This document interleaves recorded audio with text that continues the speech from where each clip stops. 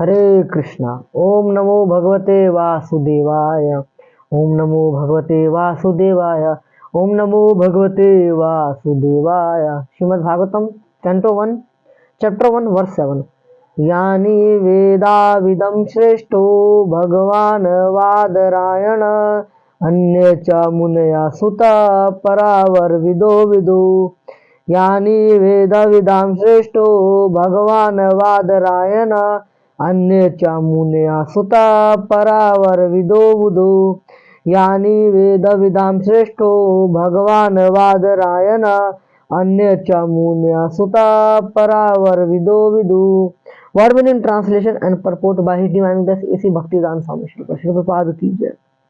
यानी all that Veda Vidam, scholars of the Vedas, Shrestha, senior most, Bhagavan, incarnation of Godhead, Badrayana, Vyasdev, Anya others, Cha and Munya the sages, Sutta or Sut Goswami, Paravara Vida amongst the learned scholars, one who is convergent with physical and metaphysical knowledge, Vidu, one who know. Translation. Being the eldest learned Vedantist, O Sut Goswami, you are acquainted with the knowledge of Vyasdev, who is the incarnation of Godhead, and you also know other sages who are fully versed in all kinds of physical and metaphysical knowledge. Purport.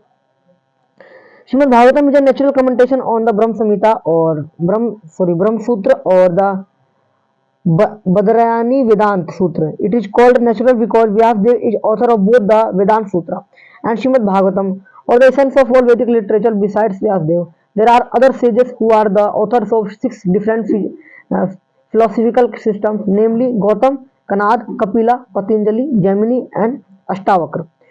Theism is explained completely in the Vedanta Sutra, whereas in other system of philosophical speculation, practically no mention is given to the ultimate cause of all causes. One can sit on the Vyasasana only after being convergent in all system of philosophy, so that one can present fully the theistic view of the Bhagavatam in defense of all other systems.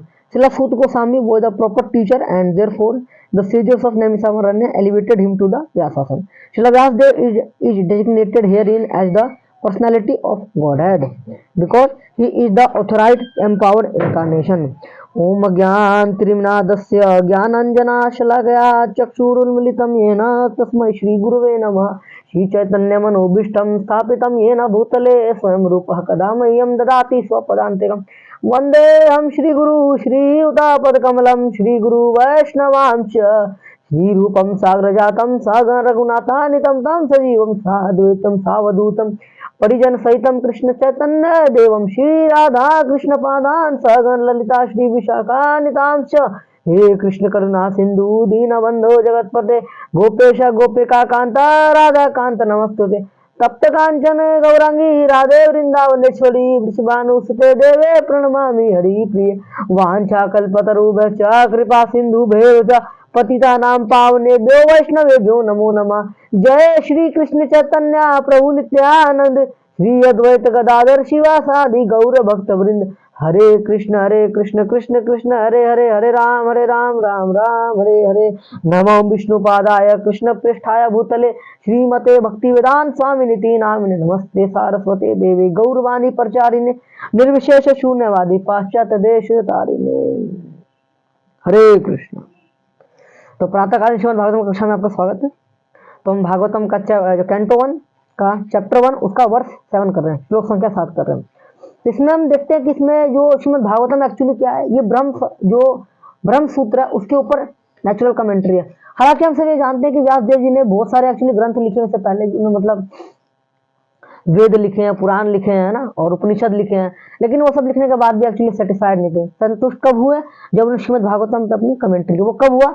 जब अपने peak level पर थे, अपने भक्ति के peak level पर थे, उन्होंने मैच्योर अवस्था में जाके चीज लिखी है। तो ये रियलाइजेशन है, एक्चुअली समाधि अवस्था में लिखा है इन्होंने ये ग्रंथ जो लिखा गया है। तो जैसे हम योगियों को देखते हैं समाधि अवस्था में जो चीज करते हैं, तो एक्चुअली वो समाधि अवस्था में जाके उस टाइम मतलब समाधि में भी आदमी है और साथ में एक्शनेबल भी कोई काम कर रहा है, तो ये हमारी समाधि। तो भक्तों की समाधि होती है कि भगवान का प्रचार करना। हमारी समाधि ये नहीं होती कि हम योगी की तरफ बैठे हुए हिमालय में, ये सब ये हमें इसमें कोई हमें चाह नहीं है, इसकी मुक्ति उक्ति की भी हमें कोई कामना नहीं है। हमारे जो श्रील भक्ति सिद्धांत सरस्वती गोस्वामी प्रभुपाद कहते थे, एक बार वो जो प्रयाग में एक बार हर 12 साल में कुंभ का मेला लगता है, तो वहां पे ना गंगा नदी के किनारे भक्ति सिद्धांता जी हरे कृष्णा कीर्तन बस कर रहे थे। तो कोई व्यक्ति आया, वहीं का कोई होगा साधु वाधु, योगी वोगी होते हैं, उन्होंने कहा कि अरे आप यहाँ आए हैं, प्रयाग में आए हैं ना, कुंभ के मेले में आए हैं, आप स्नान कीजिए, आप पवित्र हो जाएंगे, मुक्त हो जाएंगे।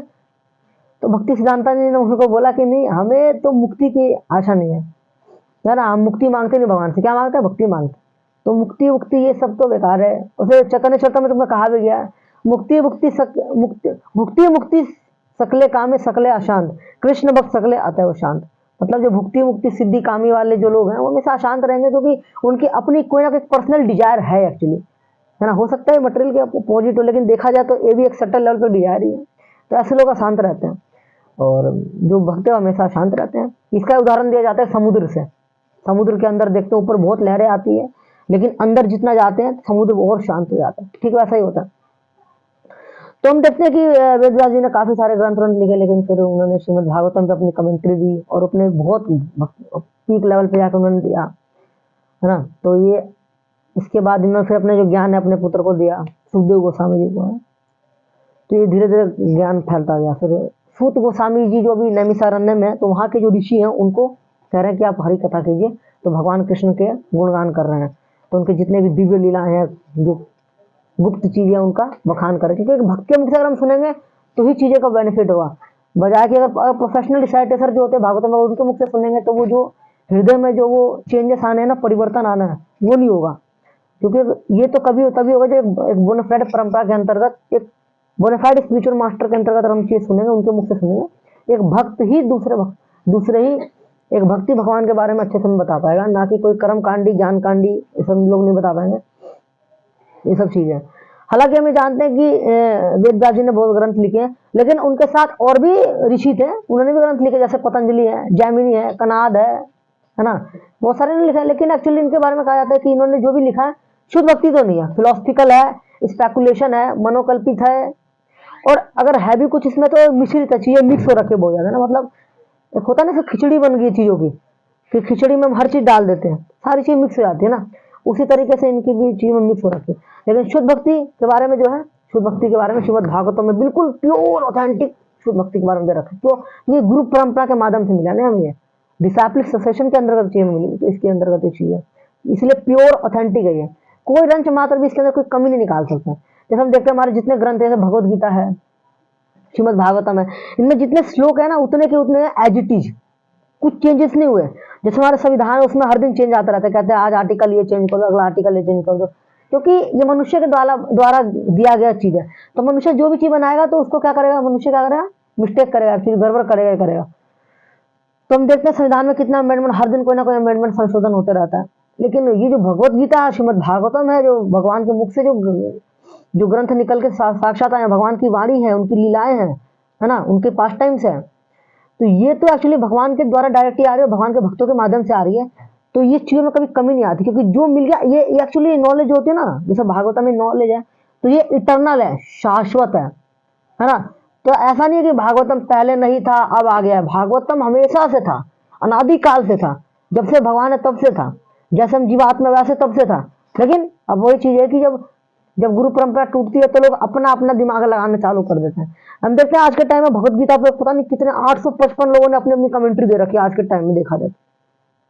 लेकिन हमारे श्रील प्रभुपाद जी ने भगवत गीता का नॉलेज दिया, लेकिन उन्होंने साथ में एज इट इज रखा, Bhagavad Gita as it is, मतलब भगवत गीता यथारूप। ऐसा क्यों रखा, उन्होंने कहा कि जो ज्ञान है ये हमें सीधा दिया है, जो गुरु परंपरा के अंतर्गत दिया है, कुछ स्पेकुलेशन करके नहीं दिया है ना, अपने आधार पे कि मेरे भी हिसाब से भगवत गीता ये है, उस आधार पे नहीं दिया है, जो आजकल लोग ज्यादातर करते हैं हर दिन।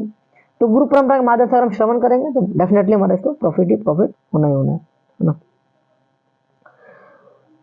सो where is in other system of philosophical circulation practically no mention is given to the ultimate cause of all causes। Bhagavatam को छोड़ के बाकी जितने भी ग्रंथ है एक्चुअली बहुत सारी चीजें हैं, उसमें क्या है कि उसमें ना supreme personality of God head के बारे में, सुप्रीम पर्सन के बारे में मेंशन ही नहीं है बिल्कुल। अगर है भी तो बहुत छंद रूप में, छुपे रूप में कर रहे हैं, गुप्त रूप में कर रहे हैं, वो पता नहीं चलता, एक आम व्यक्ति तो जान ही नहीं पाएगा ना चीजों का, है ना। तो ये जो ज्ञान है गीता का, भागवतम का, सब भगवान ने जनरल बना दिया मास पॉपुलेशन के लिए, कि हर व्यक्ति इसको जान सकता है, हर व्यक्ति इसको नॉलेज ले सकता है, हर व्यक्ति इसको पढ़ सकता है। है ना, क्योंकि कुछ चीजें हैं जो हम नहीं पढ़ सकते, उसके लिए एक अधिकार चाहिए। जैसे राजा का बेटा है, अगर उसको राजगद्दी ऐसे हमने दे दिया, बिल्कुल ही अधिकार नहीं है, तो हो सकता है वो राजगद्दी में भ्रष्ट हो जाए। जैसे हम इतिहास में कितने सारे राजा उनके बेटे हैं उत्तराधिकारी बन गए, लेकिन उसके हकदार नहीं है तो गिर गए। लेकिन अगर कोई हकदार है तो वो साम्राज्य को ऊपर लेके जाएगा। ठीक उसी तरह से वेद है, ये सब चीजें है, एक अधिकार चाहिए इनके लिए, कुछ रूल रेगुलेशन होते हैं, कुछ कठोर नियम होते हैं, तपस्या होती है, तो वह हमारे पास नहीं है तो हम नहीं कर सकते। लेकिन गीता भागवतम का ज्ञान ये तो डायरेक्ट हर व्यक्ति के लिए है, चाहे हम किसी भी कास्ट में हो, कोई भी वर्ण हो, कोई भी आश्रम, हम पढ़ सकते हैं, कोई दिक्कत की बात नहीं इसमें। तो Srila Goswami was the proper teacher and therefore the sages of Naimisaranya elevated him to the Vyasasana। जो सूत गोस्वामी है इस मामले में भागवतम को बताने में दूसरों को, ऑडियंस को बहुत प्रॉपर टीचर है, बोनाफाइड टीचर है, इन पर पूरा विश्वास करके इनसे हम सुन सकते हैं ना। क्योंकि हालांकि हमें किसी पे ट्रस्ट तो करना ही पड़ेगा, हम संसार में किसी ना किसी पे ट्रस्ट करते हैं, वो बात अलग है कि बाद में धोखा मिल जाता है, अलग चीज है, लेकिन भक्ति के मार्ग में तो हमें ट्रस्ट करना होगा। लेकिन ऐसे आंख बंद करके नहीं करना चाहिए, शास्त्रों की दृष्टि से अगर करेंगे, गुरु साधु शास्त्र अगर तीनों चीज मैच खा रही होगी उस चीज के साथ, तो करें, फिर कोई दिक्कत की बात नहीं, फिर तो डेफिनेटली कोई उसमें मतलब ऐसा नहीं है कि हम कुछ गड़बड़ कर रहे हैं ना, ठीक है। सो Srila Vyasdev is designated herein as the personality of Godhead because he is the authorized empowered incarnation। क्योंकि हम देखते हैं व्यासदेव जी है डेजिग्नेटेड होता है सुप्रीम पर्सनैलिटी ऑफ गॉड के हेड के रूप में, क्यों? क्योंकि ऑथराइज्ड है वो, है ना, भगवान की तरह ऑथराइज्ड है, तो जिसको अधिकार मिलता है अगर वो उस चीज का व्याख्यान ज्यादा करेंगे तो बहुत हिसाब से बहुत अच्छे से कर पाएंगे। तो श्रीमद भागवतम इज बताया दिया is a natural commentation on Brahma Sutra. It is natural because Vyasadeva is author of both the Vedanta Sutra and the Shrimad Bhagavatam. ये इसलिए ओरिजिनल है क्योंकि व्यासदेव जी ने दोनों को लिखा है साक्षात, है ना, दोनों का कमेंटेशन उन्होंने खुद ही दे रखा है। तो ये सब चीजें इसमें दे रखा है, इसलिए भागवतम का जो नॉलेज है given to ultimately cause of all causes. तो one can all sit on the vyasasana only after being conversant in all system of Vedic literature. तो व्यासासन पे वही व्यक्ति जो बैठे जो 4 नियमों का जो पालन करते हो, no meat eating, no gambling, no intoxication, no illicit sex, और साथ में उनको जितने भी मतलब क्या कहते हैं, जैसे भी उनके अंदर मतलब जितने भी शास्त्र है उनका उनको निचोड़ आता हो, है ना, जितने भी, क्योंकि एक्चुअली कोई प्रचारक होता है, प्रीचर होता है ना, अगर हमें शास्त्र का निचोड़ नहीं पता, हर शास्त्र को ऐसा नहीं हम कह रहे बिल्कुल डीप में घुस के पढ़ना, लेकिन अगर हम सही से शुद्धता से प्योरिटी से करेंगे, कुछ नॉलेज हमारे अंदर भगवान खुद ही हमारे अंदर डाल देते हैं। लेकिन हमें बस ये थोड़ा ध्यान देना होगा, ये जो नॉलेज है, ये जो ज्ञान है, बाकी चूका में होना चाहिए ताकि हम जवाब दे सके। प्रचारक का कर्तव्य है कि कोई क्वेश्चन पूछे तो हम शांत नहीं बैठ सकते, मतलब हम चुप भी नहीं साध सकते ना, हमें आंसर देना होगा, लेकिन ऑथेंटिक देना होगा। इसलिए प्रचारक को इन नियमों का पालन करते हुए साथ में जितने भी स्क्रिप्चर्स है उनको निचोड़ पता होना चाहिए, सार मात्र तो एटलीस्ट पता होना चाहिए ताकि हम जवाब दे सके, तभी फायदा है ना। हरे कृष्णा। शिल